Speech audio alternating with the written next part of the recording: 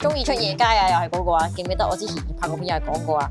中意出夜街啊，又要翻夜班輪班嘅朋友，鬼王真係必備。我上次我之前啲片有冇講過鬼王一個好得意嘅故事，就係我個老婆俾咗個老公，之後個老公唔信嘅。你冇講過啊？你同我講過，但係你同呢度冇講。呢個好得意嘅呢個 case。咁啊就係我有個客咧，好多佛牌嘅佢自己又送咗一個鬼王俾個老公啦，因為佢老公就可能容易遇到嗰啲嘢啊，成日翻夜更啊嗰啲。咁佢俾個老公戴嘅時候咧，佢老公其實好敷衍，真係唔好俾呢個味我戴啦，好啦，戴住啦咁樣。咁啊日日都有戴住嘅。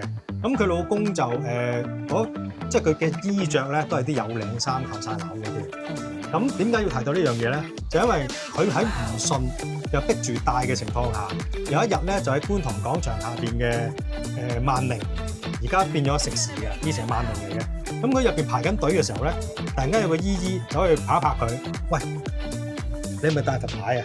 嗰個老公就做咩唔可以咁問我㗎嘛？你街頭騙案，咁但係佢着住有領衫㗎嘛，連條鏈都睇唔到㗎嘛。咁佢已經拗緊頭啊，點會知我戴佛牌咧？咁但係唔理佢，但係都個姨姨繼續問：你係咪戴佛牌啊？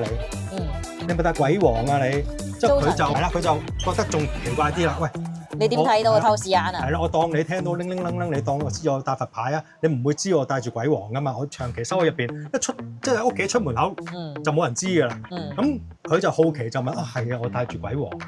之後阿姨就話：鬼王咧叫我同你講咧，你夜晚尋晚嗰啲嘢喺街度做嗰啲，你唔好再做啦咁樣樣。之後佢就諗：咦，係我尋晚做嗰啲嘢咁樣。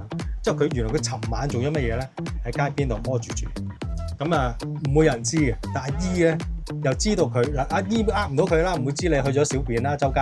咁亦都唔會知你戴住鬼王啦。所以呢件事令到佢咧就更加戴住呢個牌，更加信佛牌。係真係好神奇喎！即係個醫可能感覺到有鬼王，即係同佢通道咯。有啲人話咩收嗰個法門咧，成日都有客講㗎。醫可能咁佢就話有連結藥師佛最出名，我最多。哋有個朋友而家幫你哋做緊供煙供嗰個，佢咪收藥師佛咯。係啦，好多㗎呢啲，即係有就可以咁啱，可能真係會個神俾指示佢咁樣咯。即係可能係咁樣，我覺得。咁